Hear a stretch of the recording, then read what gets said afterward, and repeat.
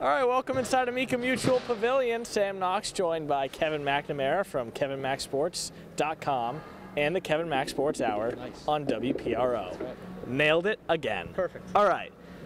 K-Mac, your analysis from that UConn game. Obviously, you don't want to end the season with a loss, and that was a big one for PC, but a 14-point game.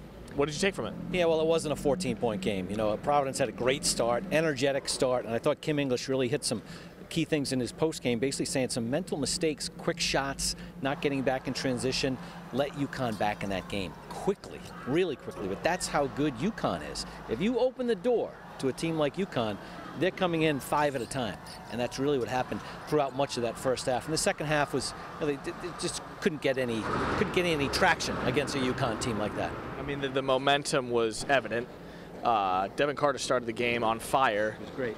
But once again, it was one of those situations where he can't just keep on doing that the whole entire game. He had 12 points to start, and it was a 15-2 game. Yeah, and I thought Dan Hurley said it well.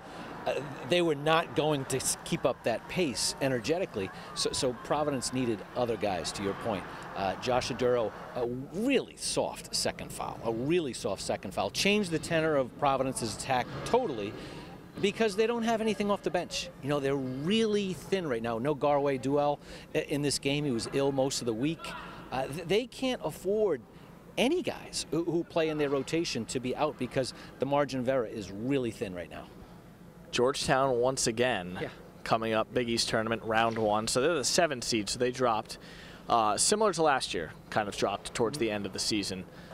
Seeing a team for the 3rd time heading to the Big East tournament, what are your thoughts on that, especially now that it's Georgetown and Ed Cooley? Yeah, I'll look at it 2 ways. It's tough to beat a team 3 times unless you're better than them, okay? And this is a Georgetown team that has won 2 games. So if you're going to play someone in the Big East tournament, you'd rather play Georgetown or DePaul, right? I think Xavier and Butler, the other options, are good teams they've already lost to. So I think the opportunity to beat Georgetown is certainly there. And then Creighton is awaiting in the quarterfinals. Tough game. It'll be a game that Providence must win to have a chance to make the NCAA tournament. No doubt about that. And I mean at least a couple games possibly. So the opportunity for a clean slate, what does that present to the Friars, and how big is that? Yeah, I've never bought into that. I think it's always how you finish the last couple games. I do think that carries over into March. This one game, hey, Providence probably won't see Connecticut again. You know, the only time they would see them is in the Big East championship game, okay? Providence's goal is to win a couple games in New York and push itself really, really close for the selections committee. And I know the next quick question is going to be about that, and I thought Kim English hit a home run there talking about what the selection committee is going to be looking for. Are they going to be looking for a strong net, because Providence doesn't have a great net, or the quality of competition and wins, where Providence brings a lot to the table? Let's talk a little bit about UConn, because I know Dan Hurley still has some ties here to Rhode Island. He was pretty loud on that sideline, and rightfully so, confident. This is a team that could really win the national championship once again. Yeah, I don't think they're as talented as last year's team, but they're a better team than last year. It doesn't matter about NBA players, and they have several NBA players, but last year they had NBA players, and that was enough to win.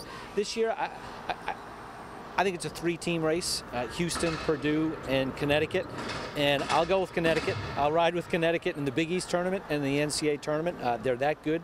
To be the first team to win back-to-back since Billy Donovan in Florida, it would be quite an achievement. It really would be. And lastly, we'll just go back to Providence here. Players to watch out for other than Devin Carter heading into the Big East tournament? Well, it's pretty clear. When Josh Aduro gets in any type of foul trouble whatsoever, Providence is in trouble. Okay, so they need to be able to go to the Big East tournament and keep him out of foul trouble. They need Ticket Gaines to be a consistent player. He was a no-show for much of that game. Jaden Pierre had his worst game of the season. I think the fact that Garway was not on the bench ready to sub, Jaden really hurt Jaden Pierre, so they need to get Garway back. They need everybody. Again, that's the deal with this team. Their margin of error is so thin. They need Devin to be an All-American, Josh Aduro to be a very good inside player, and then everyone else to help a little bit. All right, K-Mac, thank you so much. We will see you in New York. Looking forward to it.